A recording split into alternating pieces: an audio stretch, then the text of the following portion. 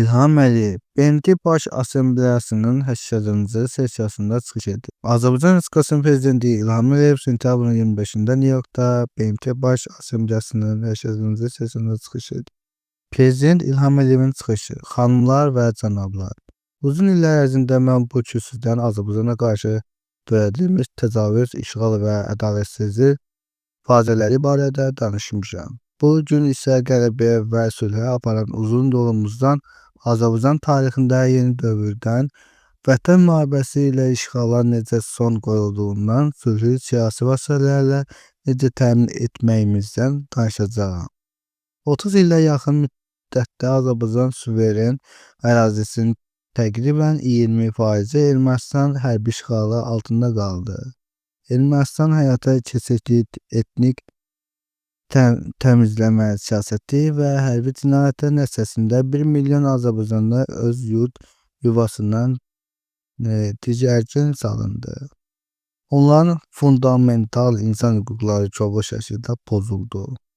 Birləşmiş Millətlər Təşkilatının Təhlükəsizlik Şurasının 1990-cı ildə qəbul etdiyi 4 qətnamədə Ermənistan silahlı qüvvələrin işğal olunmuş ərazilərinə dərhal tam və qeyd-şərtsiz çıxarılması tələb olundu.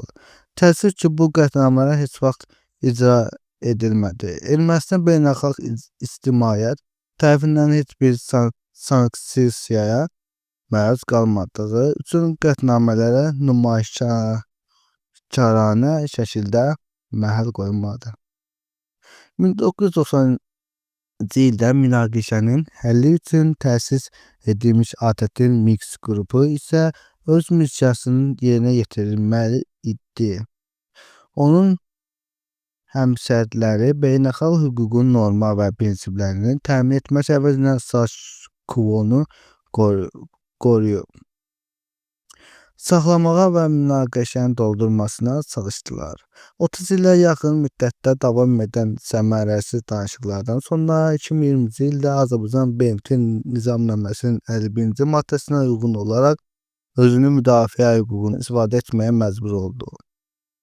Ermənistan müharibə zamanı şəhərlərimizə və kəndlərimizə ballistik raketlər atdı. Onlar kasetli mərmilərlə bombaladı. 100-dən çox günahsız mülki vətəndaşımızı qətlə yetirdi. Azərbaycan isə müharibəni beynəlxalq humanitar hüquqa tam riayət etməklə apardı. Biz mülki şəxslərin mühafizəsini təmin etdik. Qeyri-hərbi infrastrukturu təmin etdik. Qeyri-hərbi infrastrukturu hədəfə almaqdan çəkindik. 44 günlük Vətən müharibəsi zamanı silahlı qüvvələrimizi işğal altındakı əraziləri azad etdi. Azərbaycanın ərazi bütövlüyünü beynəlxalq hüquqa və BMT Təhlükəsizlik Şurasının müvafiq qətnamələrinə uyğun olaraq bərpa etdi. 2020-ci ilin noyabrın 10-u Ermənistan kapitulyasiyası və təqribən 30 ilə yaxın işğaldan sonra Azərbaycanın ərazi bütövlüyünün bərpa kimi tarixə girir. Azərbaycan Zəfər müharibəsində dərhal sonra ərazi bütövlüyü və suverenliyin qarşılıqlı şəkildə tanınması əsasında Ermənistanda münasibətlərdə yeni səhifə açmağa hazır olduğunu bəyan etdi. Biz beynəlxalq hüquqa əsasən 5 təməl prinsip irəli sürdük. Sülh müqaviləsi layihəsini təqdim etdik. Daha sonra layihə mətni üzrə 2020-ci ilin oktyabrından 2025-ci ilin yayına qədər davam edən danışıqlar prosesi bizim təşəbbüsümüzlə başladı. Müxtəlif təxribatlara baxmayaraq danışıqlar yalnız iki tərəfli əsasda aparıldığına, hər hansı bir kənar müdaxilə olmadığına görə müsbət nəticələr verdi. Bu il avqustun 8-də Vaşinqtonda Ağ Evdə ABŞ, Azərbaycan və Ermənistan liderlərinin iştirakı ilə Azərbaycan və Ermənistan Xarici İşlər Nazirləri sülh müqaviləsi mətnini maraqladılar. Həmin gün Azərbaycan prezidenti və Ermənistan baş naziri birgə bəyanat imzaladılar. ABŞ prezidenti Donald Trump da buna şahid qismində imza atdı.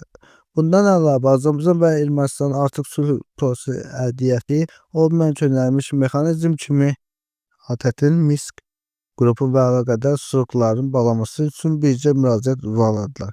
Beləliklə, sentyabrın 1-də ATƏT bu strukturların mütəmərkəz bağlanması barədə qərar qəbul etdi. Regionlar bağlantılar davamlı sülh istiqamətindən baxışlarımızdan əsasında təşkil edir. Vaşinqton sammitinin mühüm məsələlərindən biri də Zəngəzur dəhlizinin maneəsiz keçidi təmin edəcək və regional bağlantılar möhkəmləndirəcək. Beynəlxalq sülh və rifah naminə Tramp marşrutudur. Vaşinqton sammiti həmçinin Azərbaycan-ABŞ münasibətlərinin yeni mərhələnin başlaması işarədir. Azərbaycanda Birləşmiş Ştatlar arasında strateji tərəfdaşlıq xaritəsinin hazırlanması məqsədilə strateji işçi qrupunun yaradılması haqqında iki hökumət arasında anlaşma memorandumunu Prezident Donald Trump ilə birgə imzaladıq. Bu siyasi, iqtisadi, enerji, regional bağlantılar, müdafiə, təhlükəsizlik və digər sahələrdə tərəfdaşlıq üçün yeni üfüqlər açır. Eyni zamanda Prezident Trump 1992-ci ildə azaldığı dəstək aktına 907-ci düzəliş çərçivəsində Azərbaycana qarşı tətbiq olunmuş sanksiyaların icrasını dayandırması qərarı da tarixi addımdır. ABŞ Konqresinin 97-ci düzəlişi bir dəfəlik ləğv etməsi, kilit standartların mirasına son qoymaqla Azərbaycanın qlobal təhlükəsizlik və sabitliyə töhfə verdiyi bir dövrdə etimad və əməkdaşlığı möhkəmləndirərdi. Ümumilikdə avqust ayında ABŞ səfərin zamanı əldə edilmiş razılaşmalar tarixi əhəmiyyəti